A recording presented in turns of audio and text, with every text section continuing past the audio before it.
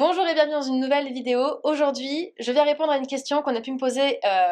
alors pas si récemment que ça, mais il y a quelques semaines en tout cas, notamment concernant la prise de poids et le fait de savoir si manger avant d'aller se coucher fait grossir ou pas. Alors c'est vrai que j'ai beaucoup de fois entendu qu'il fallait pas manger juste avant d'aller se coucher parce que ça pouvait faire grossir, qu'à partir d'une certaine heure il fallait pas manger et qu'on n'avait pas vraiment besoin de faire un gros repas le soir parce que de toute façon on allait se coucher et qu'on dépensait pas d'énergie. Sauf que,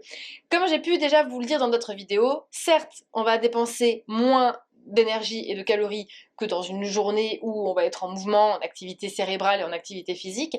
sauf que votre corps, il se met pas en pause quand vous dormez. Votre corps continue à fonctionner, donc continue à utiliser de l'énergie, mais en effet, il est plus au ralenti que sur le reste de la journée. Néanmoins, si vous avez faim ou envie de manger le soir, comme par exemple moi ça peut m'arriver, personnellement, je pense que vous avez pu vous en rendre compte quand vous regardez mes journées dans mon assiette. Avec mon rythme de travail, je vais manger en général sur les coups de 20h, 21h, voire parfois même 21h30, pour être au lit finalement à 22h. Donc dans ces cas-là, si on reste sur ce principe-là, ça voudrait dire que, en mangeant tous les jours depuis maintenant pas mal de temps, parce que ça doit faire au moins 3 ans que je mange de manière intuitive,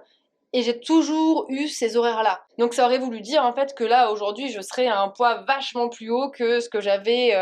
au départ, et pourtant ça n'a pas été le cas. Pourquoi? Et tout simplement parce que votre corps il sait aussi se gérer, et si vous mangez soit par faim soit par envie le soir, forcément c'est comme si vous remplissiez en fait une jauge. Vous remplissez la jauge, forcément votre corps va utiliser les calories, va utiliser les calories, va utiliser les calories, et puis forcément s'il marche au ralenti, il va pas avoir besoin de calories avant un peu plus de temps que prévu, et donc le prochain repas, vous n'allez pas forcément avoir faim, parce que votre corps il a toujours pas fini de consommer sa jauge. Moi j'ai en tête une jauge d'essence en fait quand je vous parle de l'exemple. C'est comme si voilà, vous aviez une jauge d'essence et que vous étiez pas sur la réserve. Si vous n'êtes pas sur la réserve, en soi, il n'y a pas trop d'intérêt d'aller mettre de l'essence. Sauf si vous savez que vous avez énormément de kilomètres à faire et que vous voulez anticiper. Mais c'est exactement pareil comme le fait de se dire j'ai une grosse journée qui m'attend, j'ai pas forcément à ce moment-là l'occasion de pouvoir manger dans la journée, donc je vais quand même manger même si j'ai pas faim, histoire d'anticiper un petit peu, et je verrai après au prochain repas si ma faim là revient et si je peux pas retrouver un fameux équilibre d'un point de vue faim, satiété ou ce genre de choses. Et c'est exactement la même chose. Si vous prenez un repas le soir avant d'aller vous coucher, parce que vous avez faim ou parce que vous avez envie, alors que d'habitude peut-être que vous le faites pas, ou peut-être que vous mangez plus tard que d'habitude, ou peut-être que, bref, peu importe le peut-être, dites-vous que de toute façon, si vous avez faim ou envie, c'est que là votre corps en a besoin. Donc de toute façon, si vous mangez, votre corps ne va pas le stocker, il va l'utiliser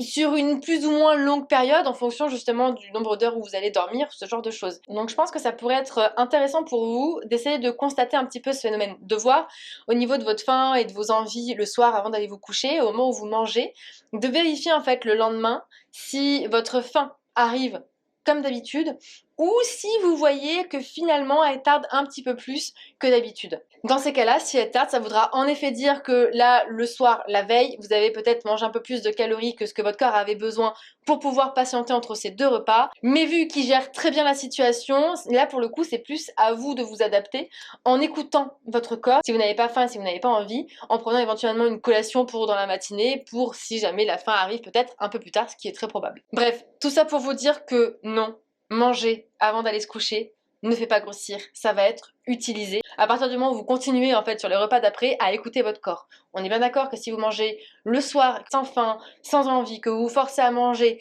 et qu'au prochain repas vous n'avez ni faim ni envie mais que vous mangez quand même, en fait là oui vous allez stocker parce que vous passez votre temps à manger sans faim et sans envie, à ne pas écouter votre corps. Mais si vous êtes dans un principe d'alimentation intuitive, c'est pas le fait de manger le soir qui vous fera grossir. Donc j'espère que vous allez me mettre cette croyance de côté, mais comme d'habitude, je vous invite vraiment à expérimenter par vous-même et à observer un petit peu comment fonctionne votre corps en fonction des différentes situations. Il n'y a que ça qui va vous permettre réellement de pouvoir éradiquer certaines croyances comme celles qu'on vient d'aborder là aujourd'hui. Donc comme d'habitude, je vous laisse liker cette vidéo si vous l'avez appréciée, vous abonner si c'est toujours pas fait, et puis on se revoit demain dans une nouvelle vidéo.